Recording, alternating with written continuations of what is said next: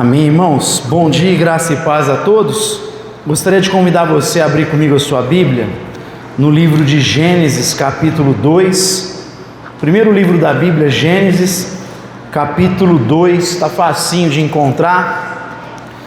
Eu estou começando hoje uma nova esfera para a gente refletir da sociedade. Nós falamos sobre casamento, educação, nós falamos sobre a igreja e hoje eu gostaria de começar falando sobre trabalho. Nós vamos fazer 3 reflexões focando no trabalho. Então, Gênesis 2, nós vamos ler do 1 ao 3, depois a gente vai ler o versículo 15. Gênesis 2, do 1 ao 3 diz assim: Assim os céus e a terra e todo o seu exército foram acabados. Havendo Deus acabado no 7º dia a obra que fizera, descansou neste dia de toda a obra que tinha feito. E abençoou Deus o 7º dia e o santificou, porque nele descansou de toda a obra de criação que fizera. Versículo 15: O Senhor Deus tomou o homem e o pôs no jardim do Éden para o lavrar e o guardar. Te damos graças, Pai, pela Tua palavra, e nessa hora pedimos que o Teu Espírito leve o nosso pensamento cativo à Tua palavra, à Tua presença, que Ele possa ministrar nos nossos corações, tirando qualquer tipo de falso ensino, Deus, qualquer tipo, Deus, de vontade que esteja desalinhada com a Tua, e que o Senhor venha nos fundamentar sempre na Tua santa palavra. É o que te pedimos em nome de Jesus. Amém. Tem uma frase clássica do seriado famoso do Chaves, proferida pelo personagem do Seu Madruga, que diz assim: não existe trabalho difícil, o difícil é ter que trabalhar. E o curioso é que essa frase engraçada, ela infelizmente revela o que muita gente pensa sobre o trabalho. Há uma visão, muitas vezes entre cristãos, pessimista em relação ao trabalho, olhando o trabalho como um mal em si mesmo, como uma coisa abominável, uma coisa pecaminosa, como uma coisa ruim, como uma coisa que não faz parte do projeto de Deus. Inclusive, há uma pesquisa antiga no Brasil, feita por alguns psicólogos da USP, chamada de Síndrome do Fantástico, ou Síndrome do Domingo à Noite, onde muitas pessoas, ao ouvirem a musiquinha do Fantástico, já ficavam deprimidas, tristes, lembrando amanhã, segunda-feira, e começa tudo de novo. Elas faziam uma divisão na vida entre os 2 dias de lazer, tranquilidade, e os 5 dias que, infelizmente, elas têm que ir para o trabalho e têm que aguentar aquela labuta, aquela dificuldade. Então, muitas vezes a gente cresce num ambiente que enxerga o trabalho dessa forma. Trabalho é algo ruim. E cristãos, inclusive, algumas vezes olham também o trabalho dessa forma.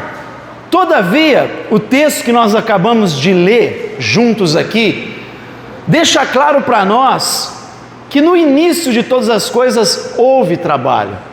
Nós lemos o capítulo 2, a queda é relatada no capítulo 3, ou seja, no princípio da criação a gente vê trabalho. O capítulo 1 e 2 de Gênesis mostra o próprio Deus trabalhando. Antes do homem trabalhar, o próprio Deus está trabalhando, criando tudo. A narrativa de Gênesis 1 e 2 mostra Deus formando todas as coisas, Ele organizando, separando, chamando dia e noite, a parte seca, terra, outra, a água. Ele vai separando tudo, organizando, vai dando nomes, nomeando cada coisa, e no final a gente leu aquele avaliando a sua obra, e Deus se alegrou da sua obra, santificou esse dia. O trabalho humano, meus irmãos, ele nasce do próprio caráter de Deus. O nosso Deus é um Deus que trabalha e continua trabalhando. Certa ocasião Jesus vai dizer no Evangelho de João: o meu Pai trabalha até hoje, e da mesma forma eu continuo trabalhando. Faz parte do caráter de Deus. E uma vez que nós fomos feitos à imagem de um Deus trabalhador, nós fomos feitos para o trabalho. O trabalho faz parte da nossa essência humana. faz parte da vida.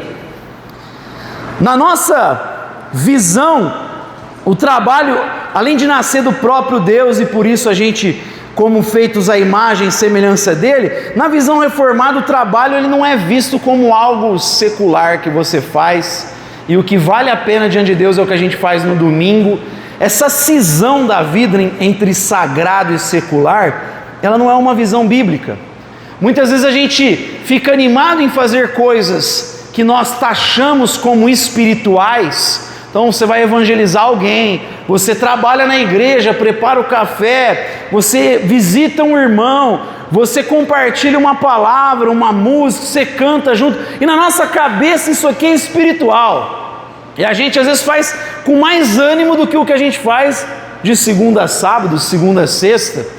Existe essa separação na cabeça de muita gente. Isso aqui é sagrado, isso aqui é para Deus. Afinal de contas, eu estou pregando, eu estou adorando a Ele, eu estou orando pelos outros, então isso é espiritual. E o que faz a partir de segunda-feira é uma coisa secular. Só que para nós essa cisão não existe. Partes da igreja, ao longo da história, abraçaram essa separação, que na verdade é oriunda do mundo grego. O gnosticismo grego que fazia essa separação. Então ele separava o corpo, matéria da alma. Então para o grego a alma sim é boa, e a matéria é ruim, ela é má. Para eles o corpo é uma prisão da alma, mas um dia a alma vai alcançar ali a sua plenitude, o seu estado de perfeição. Eles faziam essas cisões. Inclusive o Demiurgo de Platão, essa ideia, uma vez que o Deus Supremo, o ser puro, não poderia tocar na matéria, então eles colocam a matéria como autoexistente também, uma vez que o ser puro não pode manipular a matéria porque ela é má, ele fez com que saísse dele um Deus inferior, que é o Demiurgo, que conhecendo a mente do ser supremo, manipula a matéria e cria tudo, baseado nessa ordem que está na mente do ser supremo, mas precisou criar um ser inferior para poder manipular a matéria. Então isso é oriundo do mundo grego, não é cristão. Os gregos viam o trabalho manual como uma coisa para pessoas inferiores. As pessoas que de fato eram cidadãos se detinham às discussões filosóficas, políticas. O trabalho manual era para escravo, para pessoas inferiores. E um período da igreja ela abraçou, ela acolheu essa ideia. Inclusive, os monges transmitiram essa ideia, não só os monges, perdão, os clérigos, né, que isso era um serviço superior. Aquilo que eles faziam dentro da igreja era algo superior, então existia uma finalidade do homem que era para Deus e uma finalidade que era comum, para a vida comum, secular. Então, o lavrador, o agricultor, o padeiro, o leiteiro, o sapateiro, era uma vocação inferior.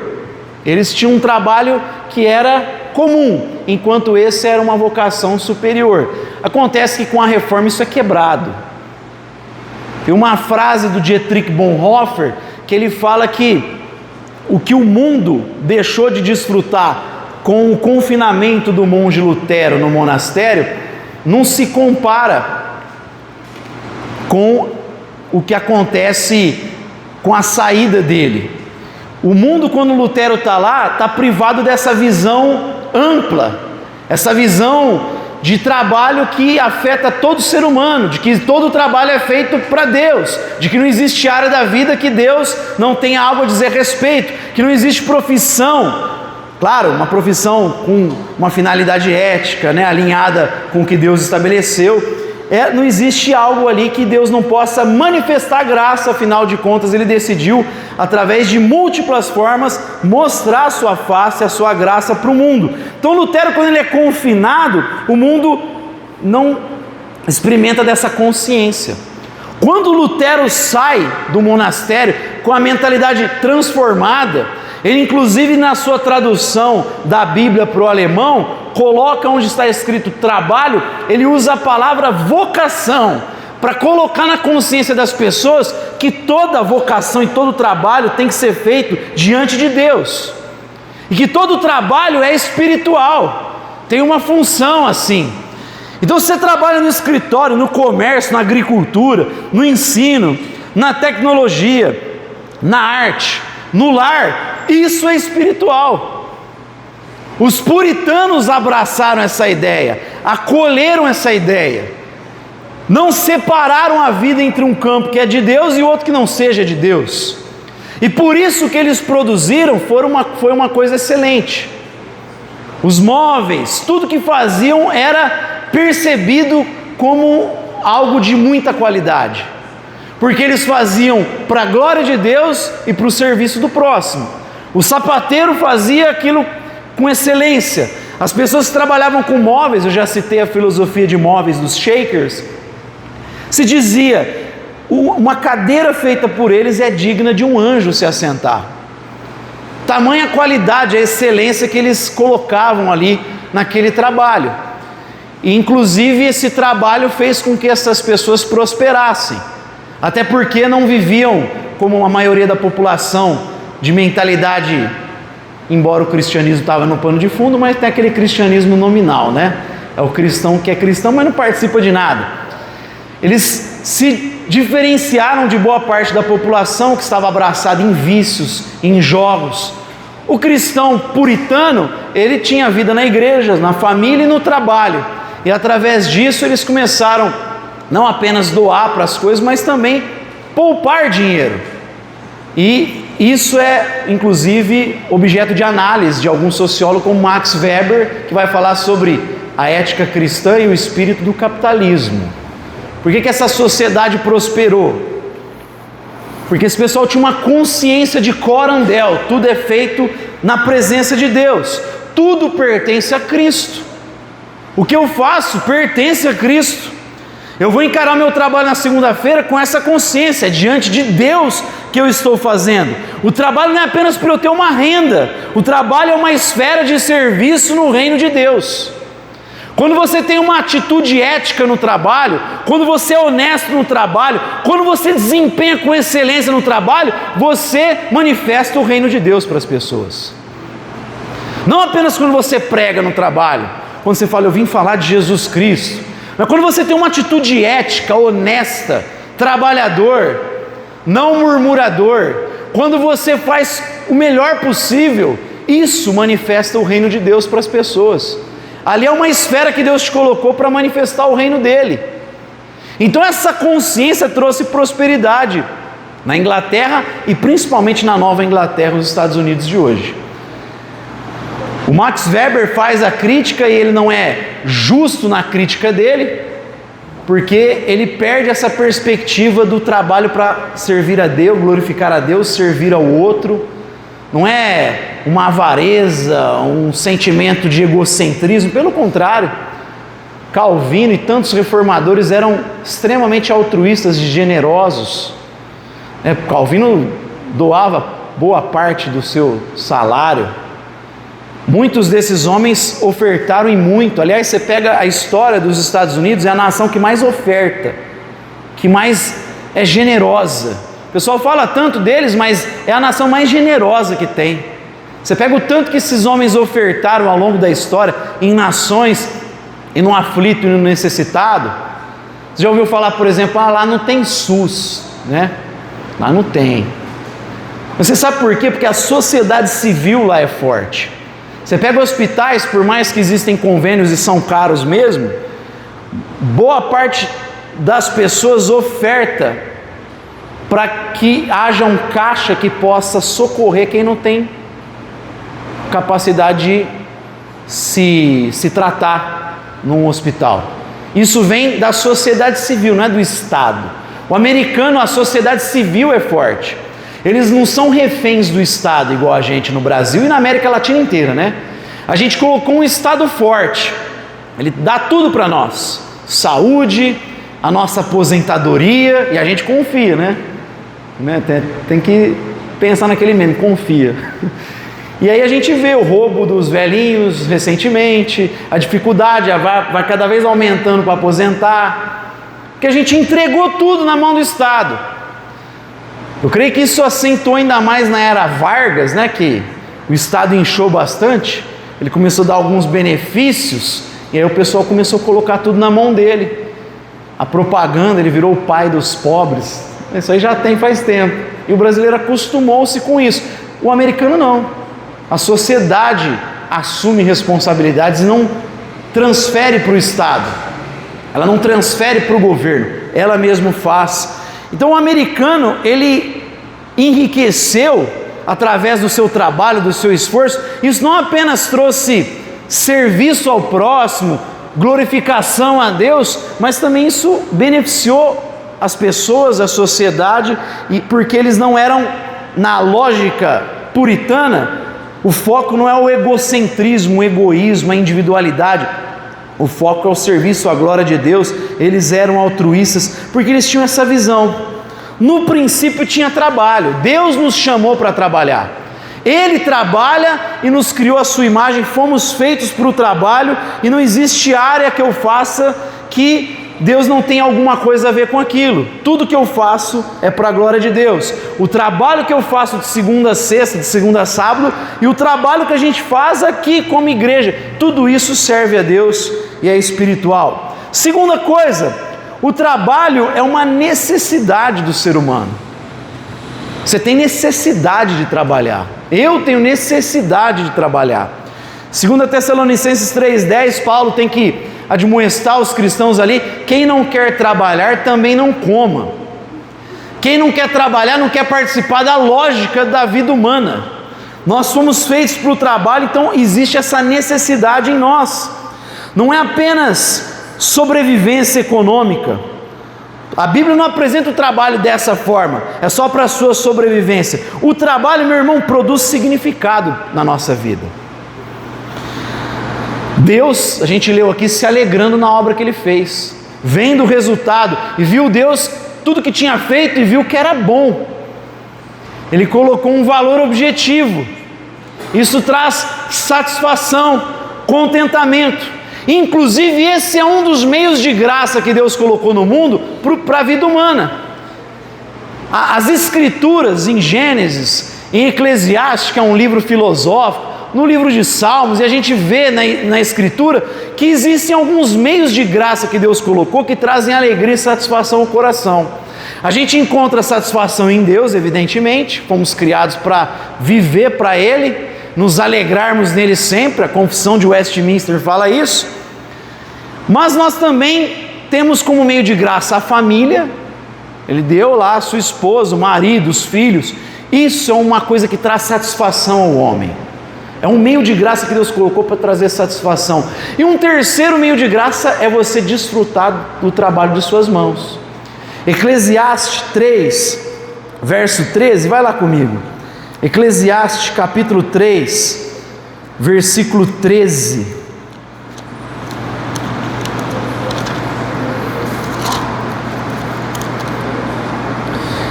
E também que todo homem, eu vou colocar desde o versículo 12, sei que há coisa melhor para eles do que alegrarem, fazer o bem na sua vida, e também que todo homem coma e beba, e goze do bem de todo o seu trabalho. Isto é um dom de Deus, isto é uma dádiva de Deus. Você trabalhar, produzir algo, ter satisfação naquilo é uma dádiva. Você vê que aquilo trouxe algo útil para o outro, isso traz satisfação, trouxe um significado para a tua vida, das coisas menores às maiores. Não é o Martin Luther King que disse: se eu pude ajudar alguém com uma palavra, com uma canção, animar alguém, a minha vida não teria sido inútil, não foi inútil. Se eu conseguir alegrar alguém com uma música, trazer um encorajamento para alguém, se você trouxe na vida de uma pessoa um vislumbre de alegria com uma arte que você fez, com algo que você criou, com uma aula que você lecionou, despertou a curiosidade numa criança, ou você como arquiteto fez algo que a pessoa gostou muito, é satisfação, trouxe um significado para a tua vida. O próprio Deus se alegra e colocou isso como um meio, como um dom, como uma dádiva para nós. Mas o trabalho, ele desenvolve dons, o trabalho, ele desenvolve habilidades em nós. Por isso você, jovem, faça tudo que Deus colocar nas tuas mãos. Teus pais pedirem é o que Deus está colocando, tá? Arruma o quarto, é Deus que está colocando. Lava a louça, é Deus que está colocando. Ó, faz isso aqui para mim, filho, me ajuda, vamos montar um negócio. Deus está colocando. Porque através dessas ações você vai despertando habilidades. Talvez nem você perceba dons que você tem, mas através disso Deus vai aguçando habilidades em você e elas vão servir talvez para a sua vocação, para aquilo que você nasceu para fazer. Mas a gente não rejeita trabalhos. Para o ser humano, como dizia Calvino, não existe um trabalho que é baixo que eu não possa fazer. Não, isso aqui está muito aquém da minha posição. Não esqueça que Jesus veio como carpinteiro. O ministério dele espiritual, né? Estou brincando aqui, tudo é espiritual. Começa com 30 anos. Ele é crucificado com 33, mas até os 30 anos ele tem uma vida comum. Ele aprende um ofício com seu pai. Ele está dando significado para a vida comum. Não é só o ministério lá dele, tudo tem significado em Cristo Jesus. As coisas mais triviais que a gente faz têm significado quando a gente olha para a vida do próprio Cristo. Ele trouxe significado nas nossas vidas ordinárias, no nosso trabalho comum. A dona de casa, o carpinteiro, o pedreiro, todas essas coisas têm significado. Então, se você começa a se envolver jovem com tudo, daqui a pouco você se descobre. Eu vou ajudar um amigo na classe lá, explicar um exercício para ele. Quem sabe você não se descobre como professor? Eu vou ajudar o fulano aqui. Você vai se descobrindo, se encontrando.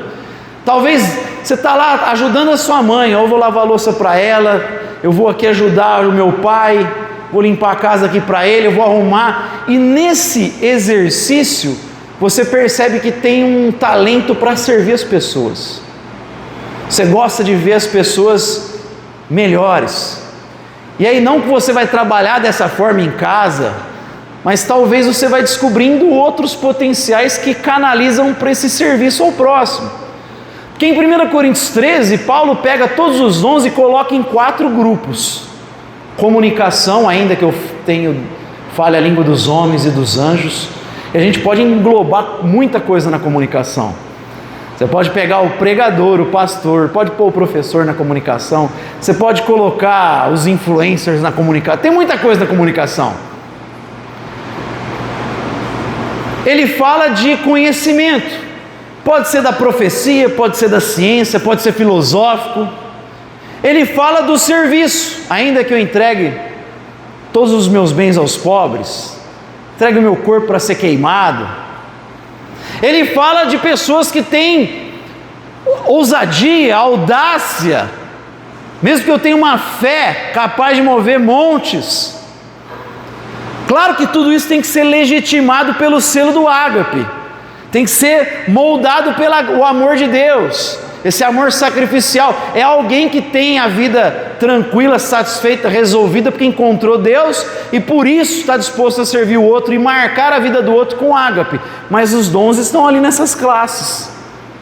E quem sabe então, servindo lá em casa, você percebe que de repente você pode ser um missionário no campo, ou você pode servir uma grande causa no país, na cidade. Você se descobre.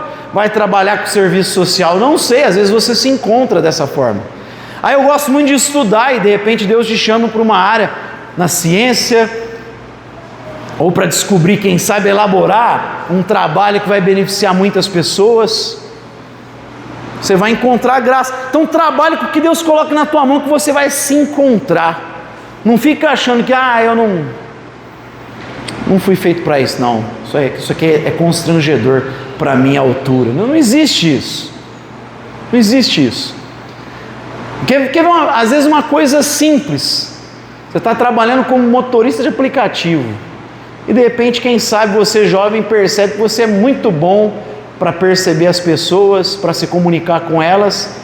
E o trabalho de motorista tem nada a ver com isso, né? Mas foi nele que você descobriu essa capacidade. Por que não? Por isso que a gente tem que fazer o que está colocado nas nossas mãos. Então a ideia aqui é que ele desenvolve habilidades, mas o trabalho ele disciplina o nosso caráter. Começa a trabalhar, tem rotina, tem horário, tem patrão supervisionando. Por mais que a gente não goste muitas vezes, isso vai moldar o nosso caráter. Ser uma pessoa pontual, uma pessoa que honra os compromissos, uma pessoa que faz e recebe elogios, e que aceita quando tem críticas construtivas. É verdade, eu vou melhorar, até porque ninguém aqui é acabado, né? A gente está em processo. Então isso vai moldar o nosso caráter, vai te dar responsabilidade, vai te dar disciplina, vai te dar humildade para ouvir, nos ajuda a respeitar a autoridade. O trabalho promove responsabilidade e gera serviço ao próximo. Olha como que o trabalho é necessário. O ser humano foi criado, a gente leu aqui no versículo 15, para cultivar, desenvolver e administrar a criação. Então Deus fez, descansou e colocou o homem aqui, ó. Tá vendo esse jardim? Você vai guardar ele, você vai cultivar e você vai expandir ele. Lembra que eu falei que tem uma perspectiva um pouco mais recente na teologia de olhar o Éden como se fosse um grande templo. Ele tem todas umas proporções e a linguagem é muito similar às linguagens que falam dos templos. E a ideia é como se Deus chamasse o homem para expandir o jardim para todo mundo. O mundo inteiro ser um jardim de Deus. Esse templo cósmico englobar o mundo inteiro. Então o homem foi feito para expandir esse jardim, para cultivá-lo.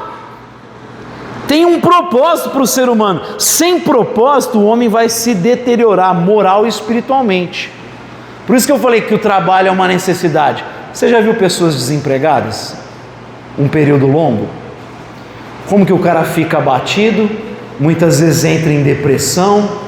A autoestima do cara vai lá embaixo. Você já deve ter conversado com alguém desempregado.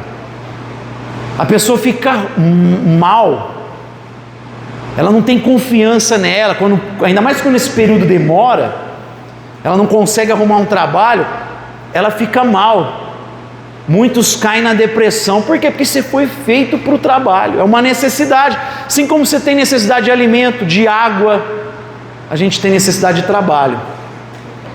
Já vai viajar, ficou ocioso um tempo, não vai dando uma saudade, você fica sem fazer nada também, você fala, não, você fica mal, já deu, né, vamos voltar, fazer alguma coisa. A gente foi feito para isso. Entra num lar de idosos, a gente já visitou e teve trabalho num lar de idosos aqui no passado. Você conversava com os anciãos, e uma das coisas que eles mais reclamavam é que não tinha nada para fazer. Mas já estão no final da vida, alguns tinham 90 anos, 80. Mas fala assim, a gente acorda, assiste uma TV, mas não tem muita coisa, não tem o que fazer. Olha aí, ó, necessidade de fazer algo, de construir algo, de criar alguma coisa. Nós somos feitos para o trabalho. Então, nesse sentido, a tradição reformada, ela vai mostrar que o mandato cultural continua válido.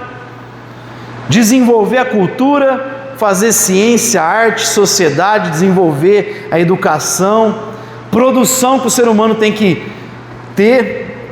A cultura, dizia Herman Bavinck, que a cultura é um mandato de Deus. O trabalho participa do desenvolvimento da criação. Mesmo atividades simples, como eu falei, carregam um valor diante de Deus. As coisas que parecem pequenas, Deus colocou valor nelas. Então Ele colocou a gente para desenvolver esses potenciais. Então, meus irmãos, não é... Hoje em dia fala-se muito do excesso de trabalho, pessoas viciadas em trabalho. Eu vou falar isso aqui na próxima reflexão sobre os ídolos do trabalho, para a gente tomar cuidado. Mas existe também um outro problema, não só o excesso, existe também esse conforto, essa busca por fugir das responsabilidades, entretenimento sem fim. A geração mais nova precisa tomar cuidado, é só entretenimento, é um trabalho que eu fico felizão, né? Não quer, alternativas para não ter um chefe, para não ter um patrão, como se ele não tivesse cobrança de alguma forma, né? Até o cara que trabalha com rede social, ele vai ter cobrança do público dele. O cara que é vendedor autônomo, ele tem cobrança do cliente dele. Então não fica achando que você não vai ter cobrança, óbvio que você vai ter cobrança. Faz parte isso, para a gente inclusive amadurecer e assumir mais responsabilidades. O problema moderno não é então só o excesso, essa preguiça, falta de propósito, fuga da responsabilidade também é algo que a gente tem que tomar cuidado, porque como nós estamos vendo aqui, fomos criados para o trabalho. E terceiro e último, meus irmãos, o trabalho a gente tem que encarar como esse cultivo da criação, que eu finalizei o segundo ponto. Gênesis 1:28, disse Deus: enchei a terra, dominai todas as coisas. Isso aqui é o texto clássico do mandato cultural. Cultivar o jardim é desenvolver os potenciais da criação. Tem um pensador que fala que Deus é como se fosse um criador investidor. Ele colocou na criação um monte de potencial e o homem vai descobrindo o potencial. Essa semana eu estava lendo, inclusive, um trabalho que está sendo feito no Canadá para combater o câncer, usando a raiz do dente de leão, que eu falei, né?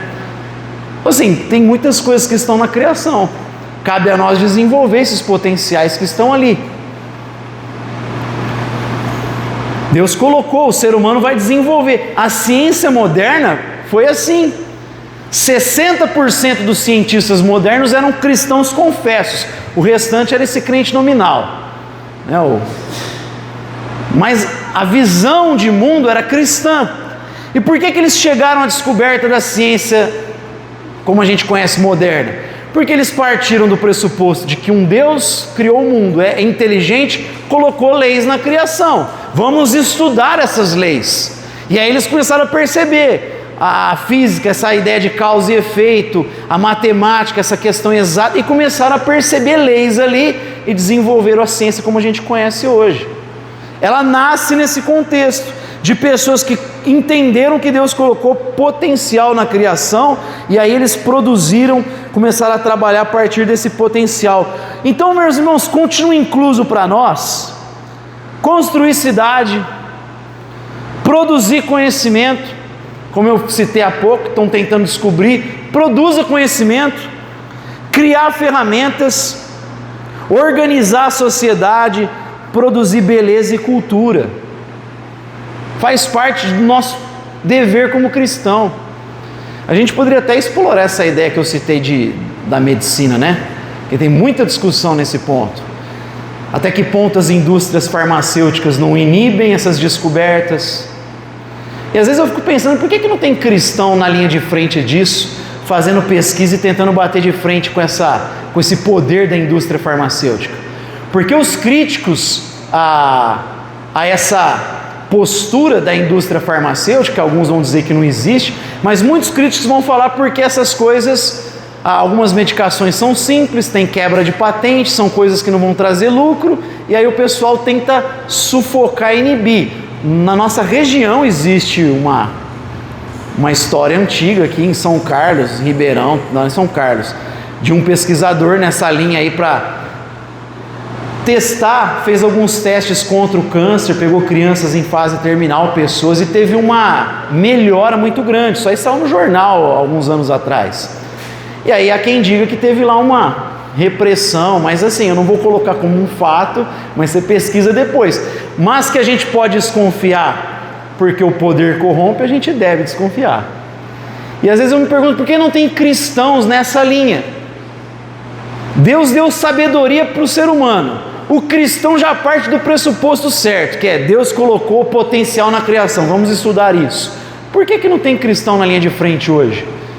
Talvez porque abraçaram esse gnosticismo. Trabalha para Deus e lá fora é outra coisa. Ele não quer ser um instrumento de Deus para beneficiar o outro. E como eu falei, produzir beleza e cultura. Dona de casa produz beleza, produz cultura. Na organização, ela vai ensinando os filhos, e a casa tem que ter ordem, porque o mundo tem ordem. O músico manifesta beleza quando ele manifesta a ordem, ritmo, harmonia, melodia. Uma música que manifesta beleza ou que mostra, sinaliza os princípios que Deus colocou. O mundo está carecendo disso, de beleza. A gente está num mundo feio, em que as pessoas veneram a feiura. Há movimentos filosóficos que tentam enfiar a goela abaixo. Quem viu essa semana um casal que foi preso porque ensinava os filhos em casa, homeschooling, e eles, o grande pecado foi não mostrar para os filhos a cultura do funk carioca, né? Os filhos estavam, não tinham consciência disso, eles ensinavam outras coisas, né?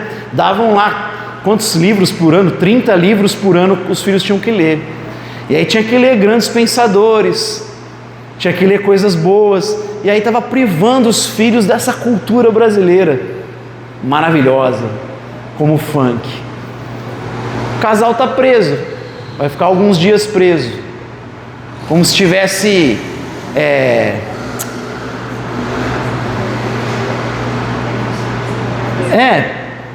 privando os filhos do contato, não educando, não desempenhando o papel deles como pais, negligenciando a educação dos filhos. E você vai olhar lá o que eles liam, as filhas, né? São 2 filhas, se não me engano. Você vai ver o tanto de livro que elas liam e a qualidade dos livros que elas liam. E aí é o governo brasileiro. Então a gente está precisando de beleza no mundo. Está precisando de músicos que encarem a música não como música de Deus e música do mundo. Essa música é de Deus, porque olha lá, ela fala: quebrantado por seu amor, eu olho para a cruz, é de Deus. Aí cata outra que fala: eu amo a minha família. Não, essa é do mundo, porque não falou de Deus. E aí existe essa coisa de música do mundo e música de Deus, música sagrada e secular. Só existe música do mundo, né? Para começar, eu nunca ouvi de Júpiter, só ouvi do mundo. Vamos ser honestos. O que existe? Existe música boa, existe música ruim. Existe música ruim dentro da igreja, existe música boa fora da igreja. Já dei esse exemplo algumas vezes, né? Música ruim dentro da igreja. Quem me viu passar pela prova e não me ajudou vai se arrepender quando eu estiver no palco. E a pessoa vai estar na plateia assistindo. Uma coisa mais ou menos assim. Sabor de mel, né? Versão gospel do beijinho no ombro. Música fora da igreja. Tião Carreiro e Pardinho. Atiraram tanta pedra em mim que com ela construiu o meu altar. A lei divina me manda fazer o bem. Para os meus inimigos eu vou rezar para Deus conceder o seu perdão. Qual que é boa e qual que é ruim? Para mim, a do Tião Carreiro está muito mais perto do Evangelho. E tem um monte de música boa aí fora, meus irmãos, mostrando a beleza, falando da família, valorizando o casamento.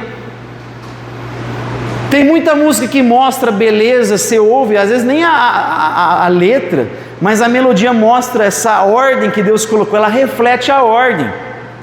Por isso que eu falei, a música está relacionada à matemática. Pitágoras, ele era músico e matemático. Agostinho fala de ambos, porque a música tem ordem. Quando ela reflete essa ordem, ela mostra a beleza que Deus colocou no mundo. E tem músico que está precisando fazer isso, lembrar as pessoas, não simplesmente cantar Jesus te ama, ou fazer uma música que rima Jesus, luz na cruz. Ele pode simplesmente falar coisas belas, coisas boas, fazer a gente perceber que existe um mundo belo porque tem um Criador por trás. É isso o papel do músico, não é ficar confinado gravando CD gospel.